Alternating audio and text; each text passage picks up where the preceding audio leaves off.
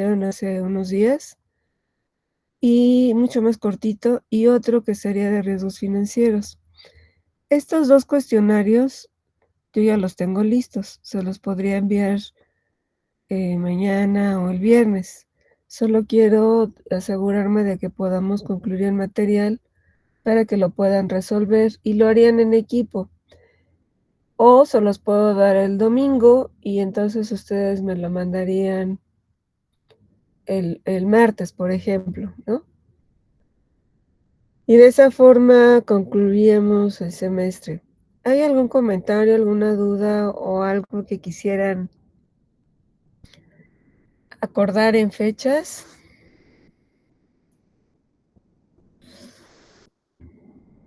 No, solamente ¿O el es claro lo cuestionario. que les estoy comentando? El cuestionario si queda el domingo es para el martes, ¿verdad? Chicos,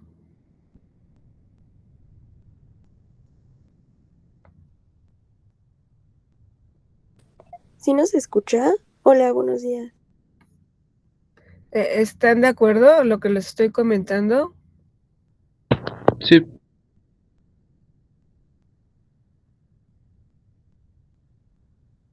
Ok, de todas formas lo voy a poner por correo para que estemos todos en el mismo canal, ¿de acuerdo? Bueno, la semana pasada pudimos revisar algunos conceptos básicos de riesgos financieros. Riesgos financieros no es trivial, como no lo fue tampoco los riesgos de suscripción que tienen que ver con nosotros como actuarios, pero quizás son los que estamos más asociados, ¿no? Entonces decíamos, esta presentación se las voy a compartir, o no sé si ya se las compartí, pero se las voy a compartir. Habíamos dicho que había una manera o varias maneras de medir los riesgos financieros. Y decíamos, oye, bueno, pues todo se simplifica si nosotros somos capaces de poder asociar o describir el comportamiento de un portafolio financiero o de un instrumento financiero a partir de una distribución de probabilidad, porque si es así, ya puedo yo calcular todo, ¿no? Puedo calcular los momentos, puedo calcular los percentiles, y hacer eso pues me facilita la vida, porque entonces ya podría yo utilizar estas medidas que pues son más básicas, ¿no? La medida de variación entre la media y la varianza o la desviación estándar, y eso ya me genera una primera idea de dónde se encuentra esta variable L, que es mi variable de pérdida. ¿Sí? ¿De acuerdo? Habíamos dicho nosotros que el portafolio o el valor de un portafolio lo íbamos a considerar que si era negativo era una ganancia, y que si era positivo estaba generando una pérdida ese portafolio. Además, habíamos visto que pues no es trivial medir la eficiencia de un portafolio financiero, porque pues tenemos justamente variables aleatorias, ¿no? Y habíamos dicho que el valor de un portafolio lo podíamos obtener a partir de un logaritmo, aplicando el logaritmo del precio actual respecto al precio inicial o anterior. Y con eso nosotros podíamos obtener el logaritmo del rendimiento, y eso ya se aproximaba a una tasa efectiva de rendimiento. Vimos la clase pasada la función de acumulación, y vimos que entonces el valor del portafolio sería una sumatoria de unas lambdas is, ¿no? Por el valor del portafolio y una exponencial, por una exponencial.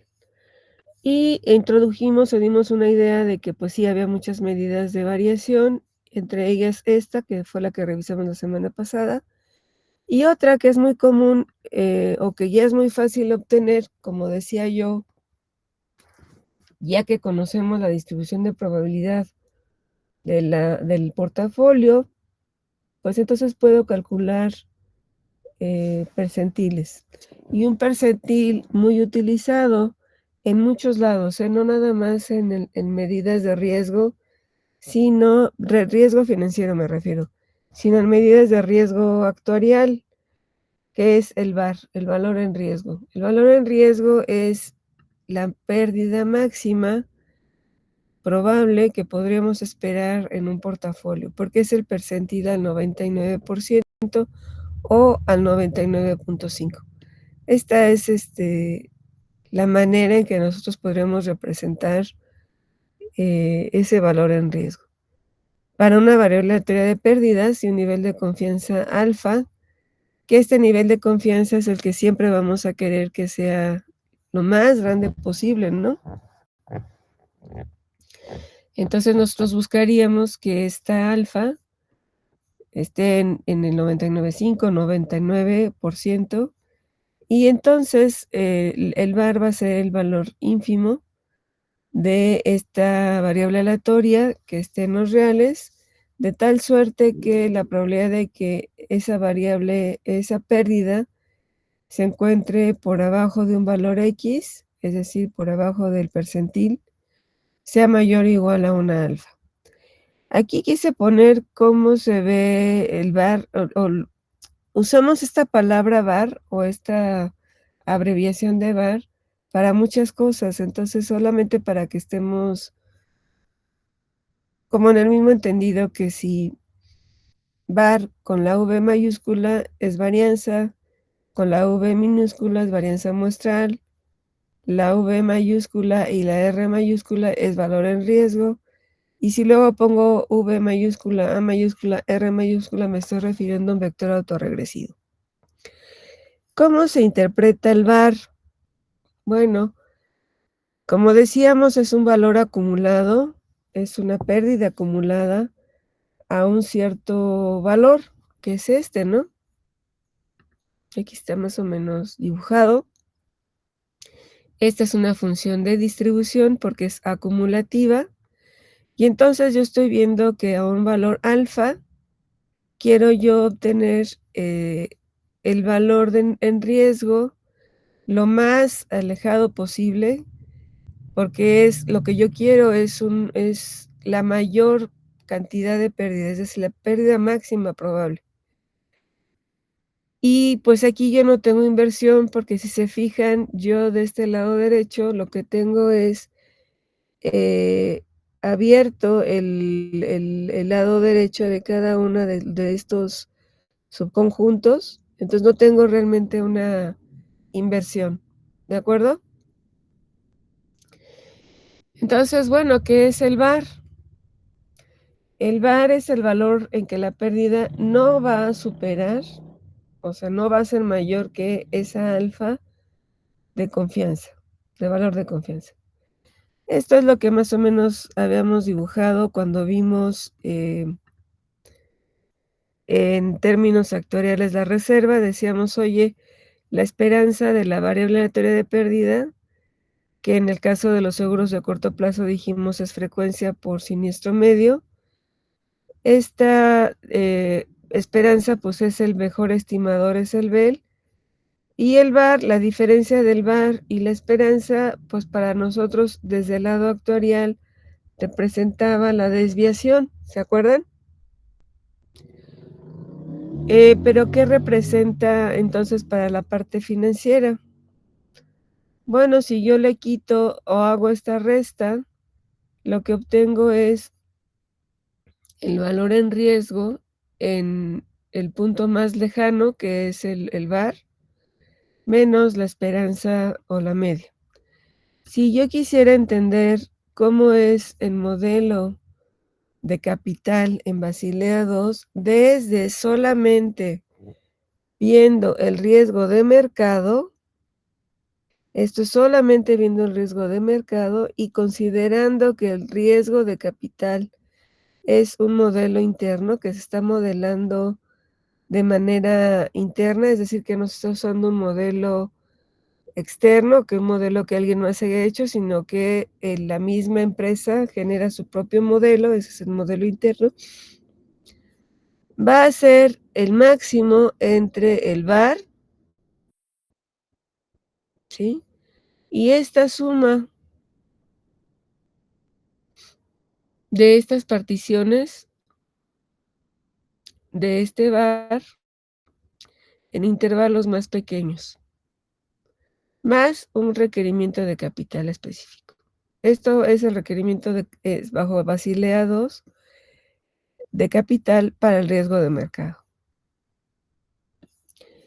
Por ejemplo, ¿qué pasa si nosotros suponemos que L es mi variable de pérdida, que es la variable aleatoria que mide la pérdida o la ganancia de un portafolio financiero, en este caso, que es la variable de interés, ¿no? Si suponemos que esta es una normal, una distribución normal,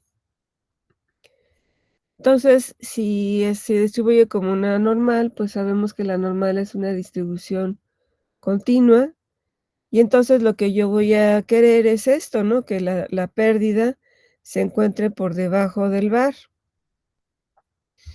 Es decir, que la función de distribución de este var sea igual a una alfa. Aquí lo que hacemos es estandarizar para obtener una normal en el 0,1, normal estandarizada. Quitamos la media y dividimos entre la desviación estándar. Y entonces lo que obtenemos es el famoso valor z, que es el que se va a encontrar por debajo de esta diferencia del valor en riesgo menos la media entre el alfa.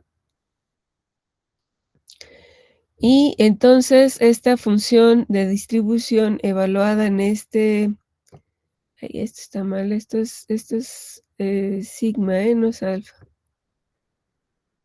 Ok. ¿Esto qué es?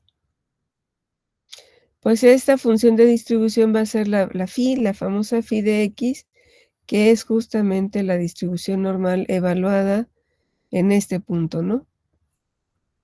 Y entonces el var, ¿quién es? Si es una distribución normal, es la media más esa función, más esa función de desviación estándar por la inversa de la normal, ¿no? Entonces esto aquí significa que es igual a la esperanza de L más la raíz cuadrada de la varianza muestral por n y por algo, ¿no? Entonces, este var min, que es la diferencia del var y la media, es sigma por la inversa de la normal. Decíamos también, es que déjenme mover porque me está dando el sol en la cara. Como estoy aquí en el estacionamiento, está dando toda la cara el sol. Espérame tantito, déjenme mover un poco. Ahí ya. Que no alcanzo a ver ni la pantalla. Ok, ya. Hay otra medida que es el expect shortfall. ¿Alguno de ustedes tiene idea de qué es eso? ¿O en sus cursos de finanzas lo vieron? Sí, me parece que era una Hola, hola, vez, ¿me están oyendo? ¿Sí? ¿No lo vieron en algún curso de finanzas, chicos? Nada más díganme si sí o si no.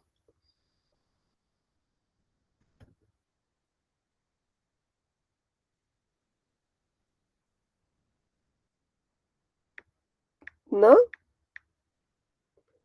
Quisiera alguien contestar si vieron esto, el expect shortfall. hola, hola, hola. Creo que no nos escucha, maestra. ¿Alguien me quiere contestar, por favor? Sí me escuchan, ¿verdad? Sí nos escuchan. No, yo no los escucho. Yo no los escucho.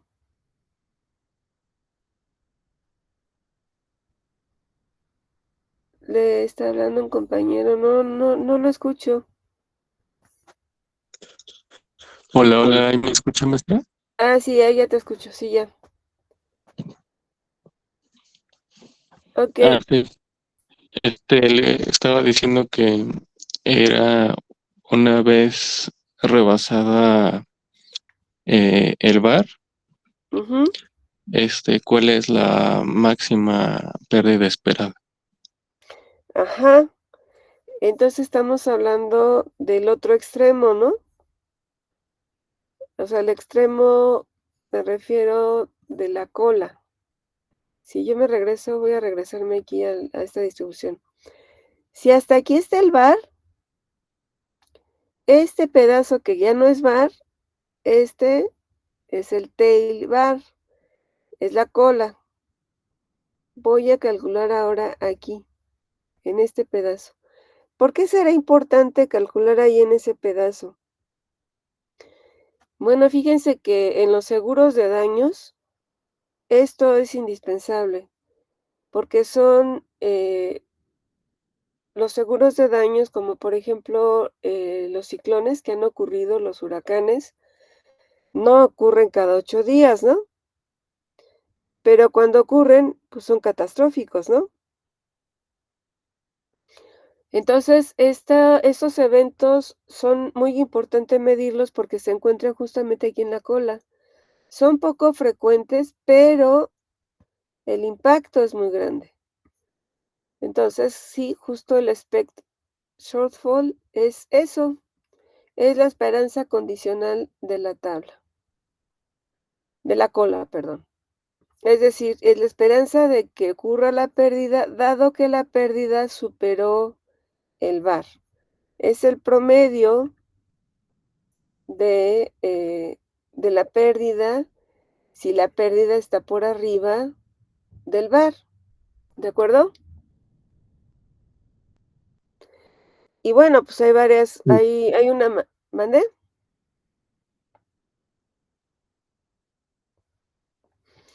Y bueno, hay una manera de representar esto, esta cola. Si este es el promedio de las pérdidas, una manera de representarlo es esta.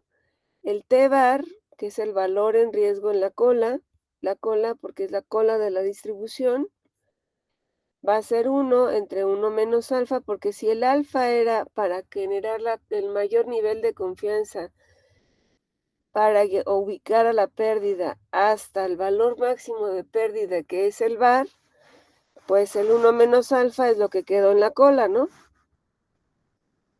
De la integral que va desde alfa, que es hasta donde llegó el VAR, hasta L, que L, si estamos pensando que supera al VAR, pues va a ser toda esta área. Y justo es el promedio de los VAR. ¿Cuáles son las propiedades? Pues el T-bar es mayor al VAR, ¿sí? Y este CTE, que es la esperanza condicional de la cola, pues es mayor al VAR, para toda alfa que se encuentre entre el 0 y el 1. Si mi variable aleatoria es continua, entonces el T-bar va a ser igual a esta esperanza condicional. ¿De acuerdo? Ahora, hay algunas medidas de coherencia en los riesgos. ¿Le puedo dar vuelta a mi hoja? Sí. Bueno, ¿cómo sabemos si una medida es buena o no? Si la medida de riesgo que estamos utilizando es correcta o no. Bueno, pues están las medidas de coherencia. Con eso es con la manera en que nosotros podríamos determinar si la medida de riesgo que tomamos fue la adecuada o no lo fue. La primera es subaditividad.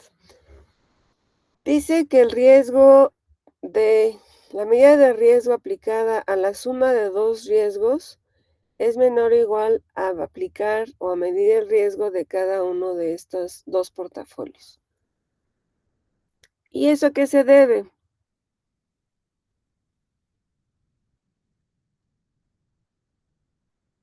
Habíamos dicho que existe la correlación, ¿no? Y entonces, pues si yo tengo la suma de estas dos variables que si están de alguna manera correlacionadas, la suma va a ser menor, la suma aplicando la medida de riesgo a la suma de estas dos portafolios que sumándolos de manera independiente. Monoticidad, ¿qué es? Bueno, si el riesgo o la medida de riesgo del portafolio A es menor a la medida de riesgo del portafolio B, significa que el portafolio A es mayor al portafolio B. ¿Qué significa esto? Es decir, si una cartera que es A tiene más valor que la cartera B, no podría ser más riesgosa que la otra. ¿Estamos de acuerdo?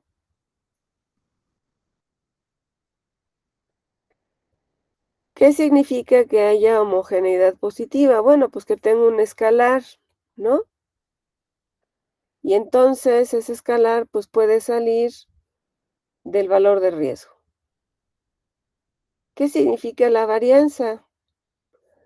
Bueno, fíjense que aquí el escalar es lineal, no como ocurre cuando nosotros calculamos la varianza, que el escalar sale elevado al cuadrado, ¿no?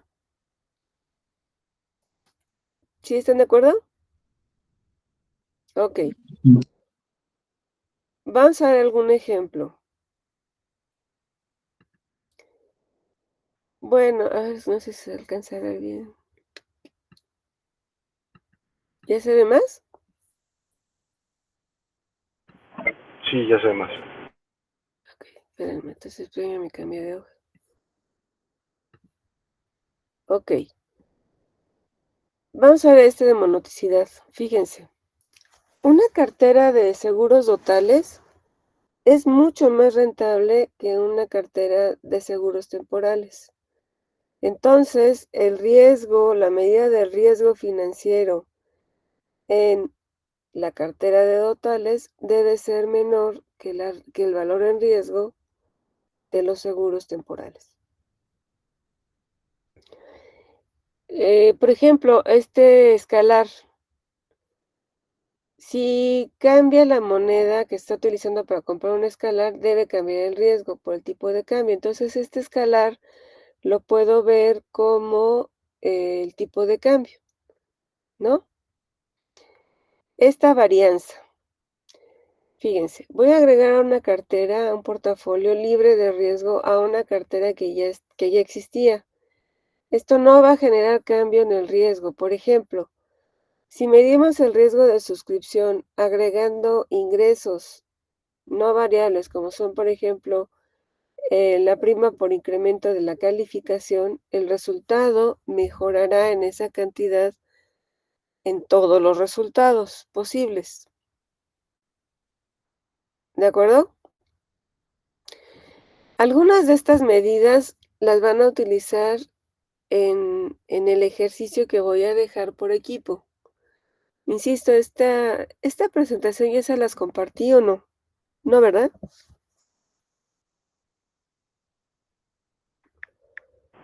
No, esta creo que todavía no. No, ¿verdad? Ok, necesito que esta la revisen porque con esta van a realizar el último ejercicio antes de su presentación final, ¿de acuerdo? Bueno, también podría yo revisar el riesgo de mercado a partir de medir las varianzas y las covarianzas, ¿no? Entonces, es un método sencillo, es fácil de estimar, pero aquí no tengo colas pesadas.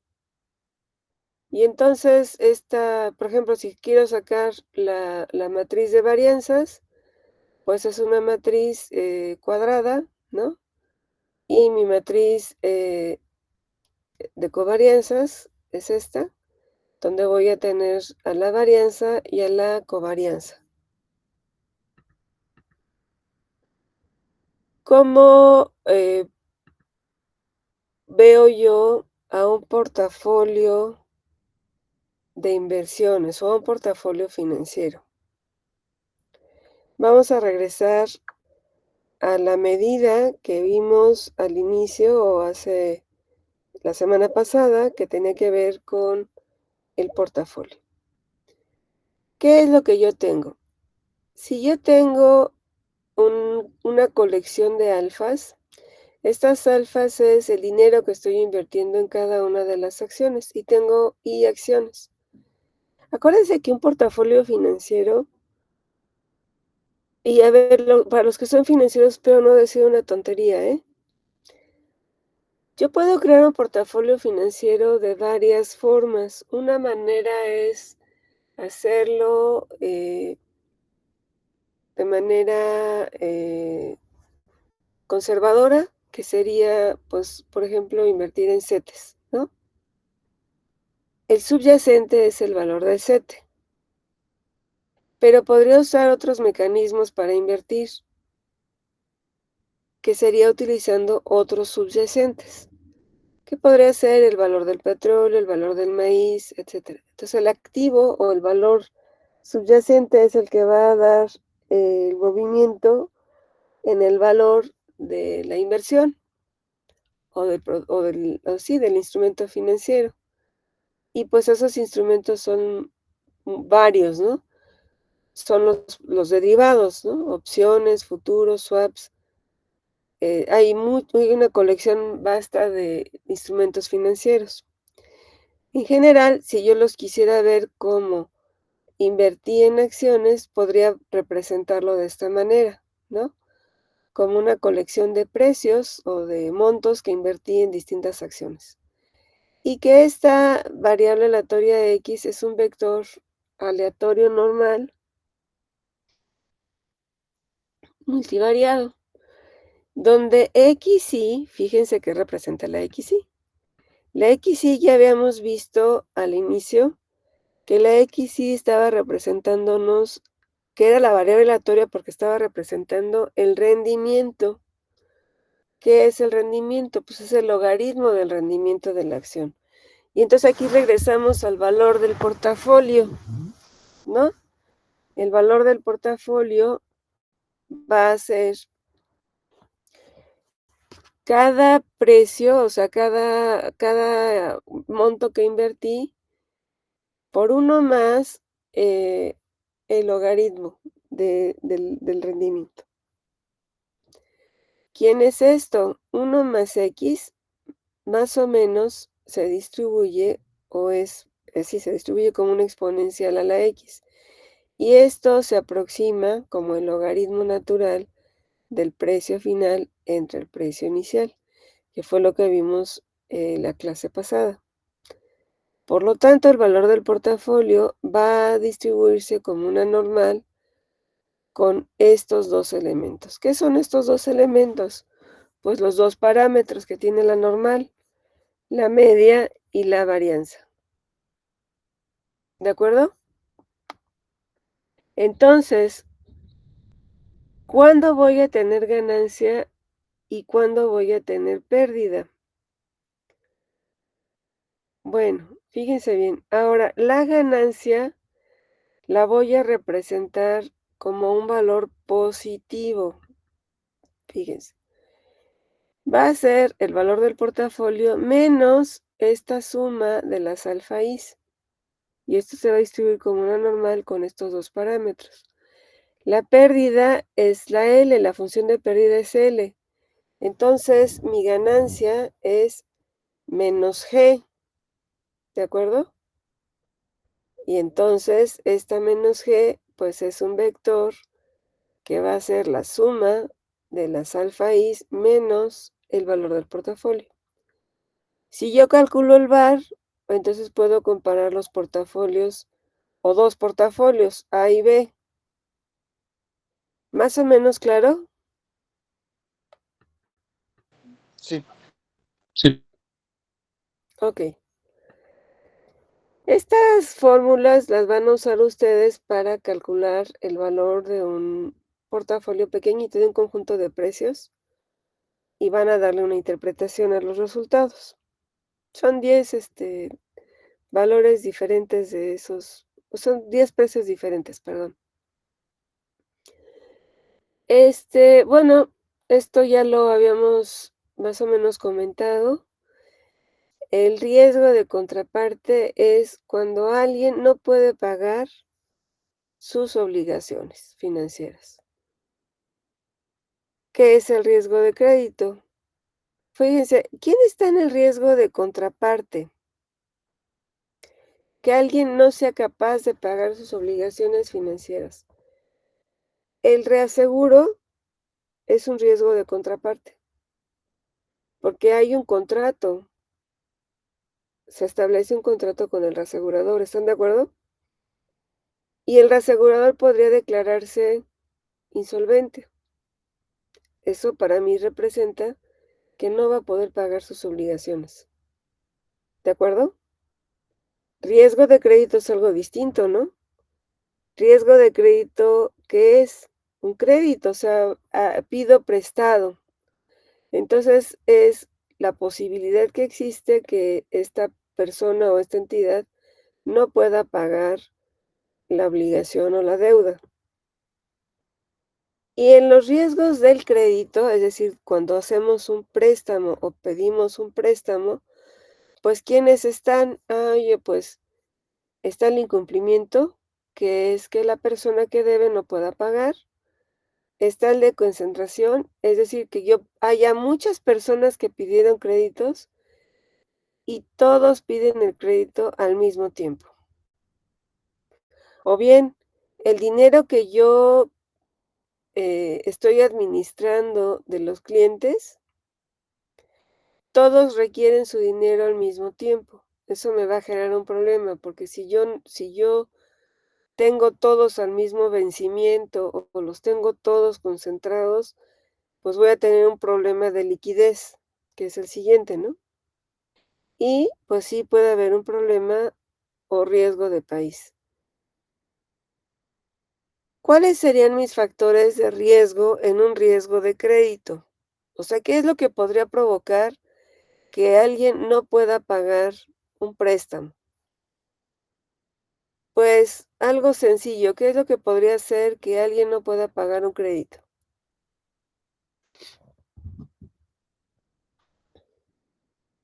Jóvenes, ¿qué es lo que podría pasar o que ha pasado que podría ser que no, por el que no se pudiera pagar el crédito? Pues simplemente no tener liquidez, ¿no? No tener dinero. ¿Y por qué podría ser que no tuvieras dinero? Por despido. Por despido, exacto. Entonces hay un riesgo o un factor de riesgo. Estos factores de riesgo son los que medimos. Estos son la razón de los tipos de riesgo. Estos son los que nosotros medimos, los factores de riesgo. Cuando yo hablo del riesgo de crédito, digo, ajá, alguien no me puede pagar. ¿Y cómo modelo eso? ¿Cómo lo mido? Pues entonces tengo que ubicar quiénes son los factores que determinan el riesgo de crédito. Y estos son algunos de esos factores, ¿no? Pues que haya desempleo. El INEGI calcula tasas de desempleo, sí. Entonces, ¿podría utilizar esas tasas de desempleo? Sí, para medir el riesgo de desempleo, el factor de riesgo de desempleo, sí. Recuperación. Si el crédito es por una casa, la recuperación puede ser fácil, pero si el crédito es por un celular, la recuperación puede ser muy difícil, ¿no? Que haya como garantías, hayamos puesto a terceros, o que haya una catástrofe natural y entonces ya no se pueda cumplir con el pago, o otras variables que no están bajo nuestro control, que son las macroeconómicas. Entonces, si yo estoy en el riesgo de crédito, mi objetivo, pues, sería conocer la distribución de pérdidas del riesgo, de este riesgo de crédito, y calcular las medidas de riesgo. Entonces, hay un cálculo en el riesgo de crédito que es calcular la pérdida esperada. Y esta pérdida esperada va a tener varios componentes. Va a tener estos componentes. Va a tener la probabilidad de incumplimiento, que es una frecuencia. la exposición al incumplimiento, la pérdida dado el incumplimiento, que estas dos cosas son severidad, la combinación de estas dos son severidad, y la pérdida esperada es el producto de todas estas cosas. Solo va a ser válido si no hay correlación entre estos tres elementos. ¿Cómo calculo la tasa o la probabilidad de incumplimiento? Pues tendría que tener un contador, porque es una frecuencia de todas las personas que no cumplen respecto al total de la cartera expuesta. ¿Quiénes son estos? Pues yo tendría que tasarlos, ¿no? O identificarlos, es decir, es 1 si cumple y 0 si no cumple. ¿Cómo calcularía la exposición al incumplimiento? Normalmente es constante y es igual al precio, el préstamo inicial, ¿sí? O sea, no lo voy a capitalizar, sino mi exposición de incumplimiento la voy a considerar como el monto que puse en riesgo al inicio. ¿De acuerdo? ¿Y cómo puedo calcular la pérdida dado el incumplimiento? O sea, ya que sé que no me pagaron, o sea, que no me van a pagar, ¿cuál es la pérdida? Bueno, es 1 menos RR. RR, ¿qué es? Es la recuperación. Es decir, el complemento de lo que puedo recuperar es lo que no puedo recuperar, es decir, lo que está siendo dado por incumplimiento. ¿De acuerdo? ¿Y cómo calculo esta tasa? Esta tasa, porque RR es una tasa. Bueno, pues lo que voy a hacer es, tengo una serie de categorías de deuda y tengo los montos que he recuperado para cada una de esas categorías de deuda. Entonces sé cuántos incumplimientos hay y los puedo calcular una probabilidad o un monto de pérdida promedio. Ahora, fíjense, esto, ¿cómo lo puedo calcular?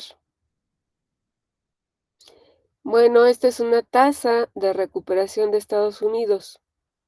Aquí hay distintos tipos de deuda, ¿no? Deuda bancaria, bonos del sector garantizados, bonos sin garantía, bonos subordinados y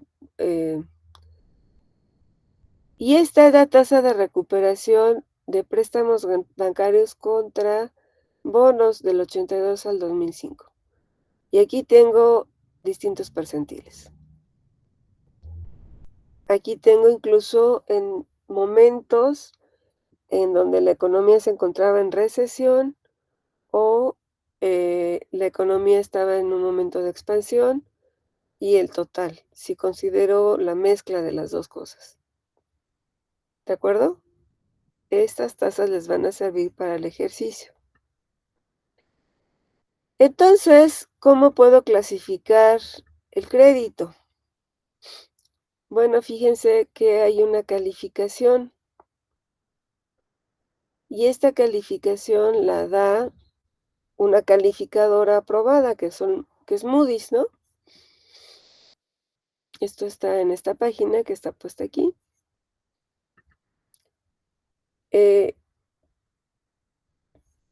Bueno, ¿qué es lo que se califica? Se mide de riesgo. ¿Quién será triple A?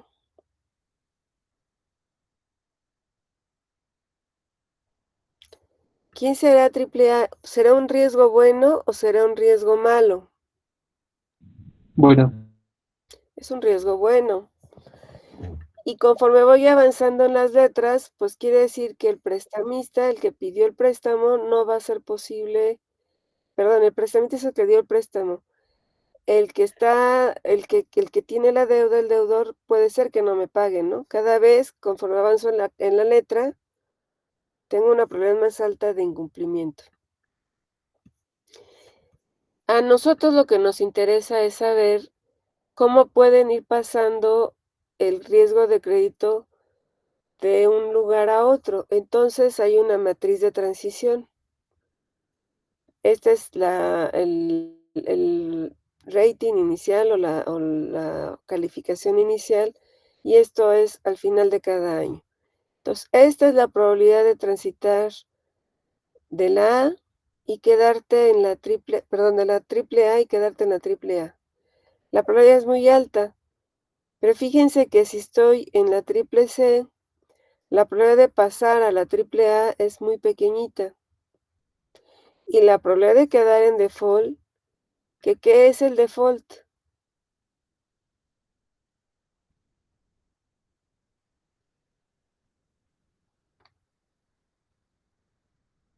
¿Qué es el default? Pues ya completamente incumplimiento, ¿no? No me puede pagar. ¿De acuerdo? ¿Se puede leer bien esta matriz? Ok, y entonces, ¿cuál es mi probabilidad de incumplimiento? Después de varios años. Aquí la probabilidad es al final del año. Pero si yo quiero verlo después de varios años, fíjense cómo es la probabilidad de default. De default es incumplimiento. Entonces, la triple a lo largo del tiempo puede ser que caiga en probabilidad de default, pero con una probabilidad muy pequeñita. Y versus la triple C, caer en default es mucho más alta. ¿Sí está clara la tabla de probabilidades? ¿La lectura de esta tabla está clara? Sí. Ok, y aquí en esta presentación les agregué varias medidas que con la definición en inglés para no quedarnos con una traducción equivocada, son las mismas medidas que ya revisamos y con una explicación en inglés para que no haya confusión. ¿De acuerdo? Yo con esto concluyo el curso. Sus ayudantes deberán ver con ustedes el riesgo de operacional. Entonces, este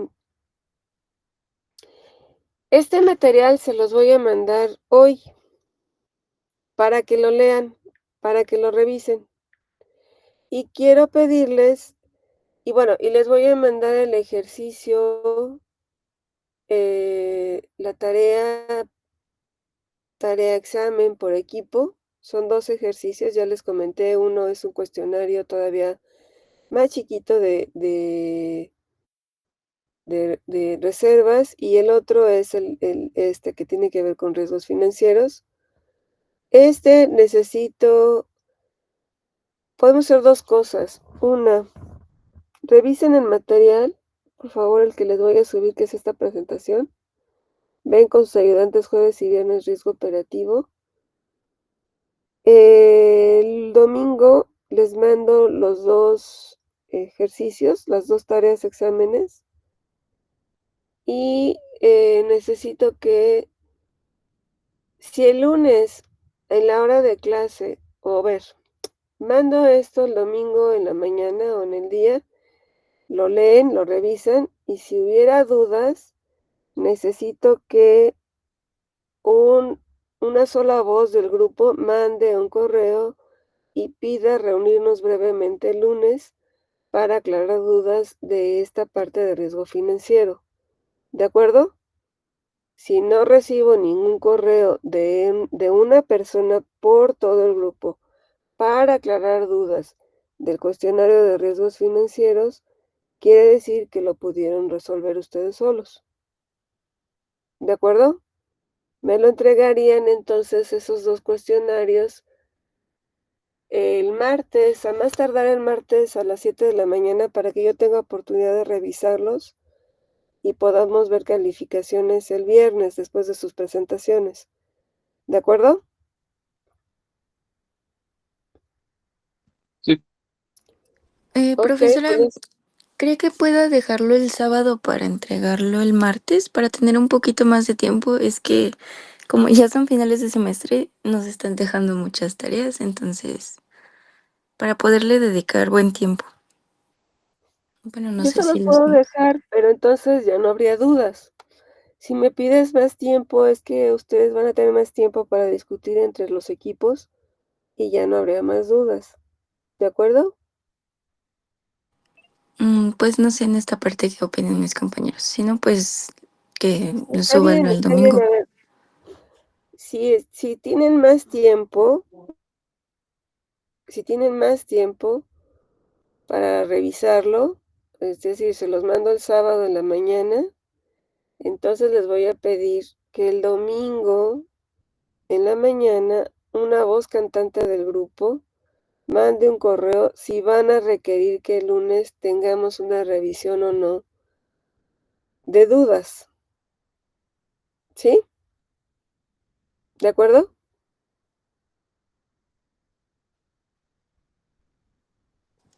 Sí, Está bien. entonces lo subiría el sábado y el Y el domingo en la domingo en la madrugada. mañana, en el día, pues no en la madrugada ni en la noche, porque no voy a ver el correo, lo voy a ver en la mañana. Ok, Una voz cantante del grupo me mandará correo y me dirá, si tenemos duda, profa, para vernos el lunes a las 7 y revisamos dudas. ok, muchas gracias, profesora. ¿De acuerdo a todos? Hoy les subo entonces el material.